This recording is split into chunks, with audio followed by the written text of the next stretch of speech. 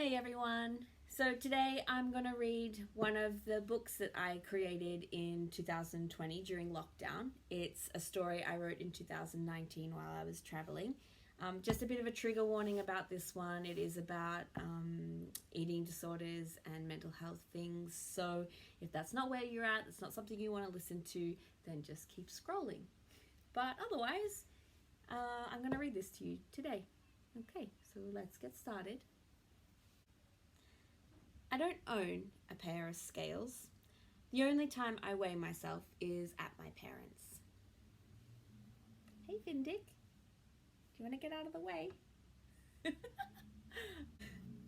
It makes sense to weigh myself there because someone is always making comments on what I look like, what I'm eating, how I'm going to get diabetes or I'm going to have a heart attack, or how fat I'm getting.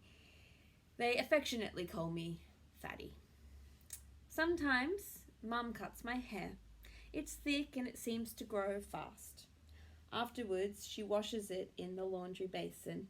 I can feel the space I'm occupying vividly, as if it was only yesterday when she bathed me in the same tub. Now we only just fit, our bodies crammed up against each other, fighting for space. I go upstairs and wait for her to come and blow dry my hair.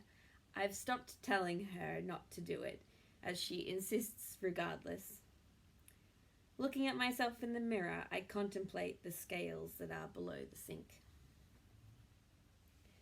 I always follow the same process. Number 1, derobe. I stand in front of them, wiggling my toes in anticipation, lifting the corner of the square surface with my big toe. I activate them, watching the 0 kg appear. I hope always for a particular number, hypothesizing its impossibility. I dread the day it ticks over to begin with an 8.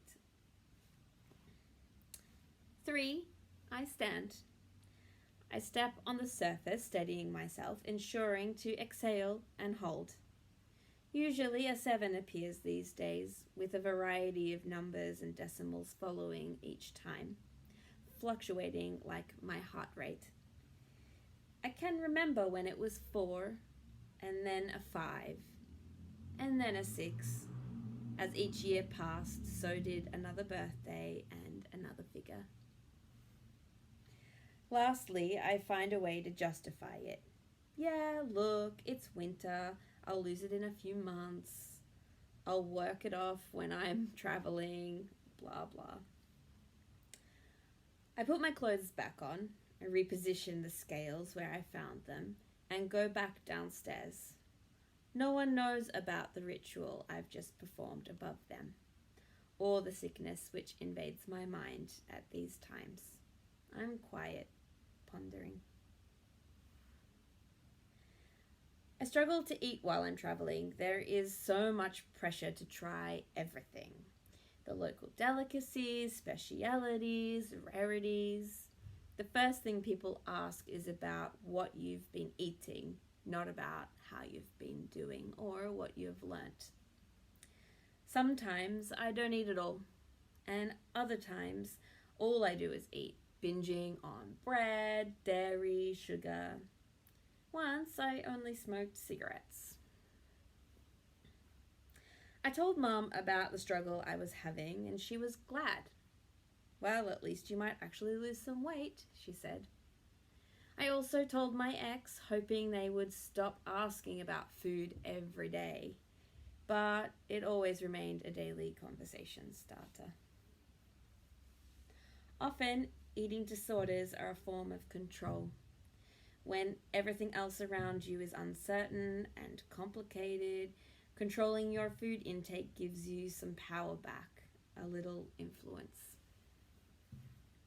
It makes sense, but admitting this fact, something I have been denying for a long time, is too difficult right now. I mean, I'm traveling by myself and I'm in constant sensory overload because everything is unfamiliar. Trying to gain back some control would only be natural. But instead, I just blame my anxiety and the fact that food can be really inconvenient. I have to think about it constantly. Will I like it? Will it make me feel unwell?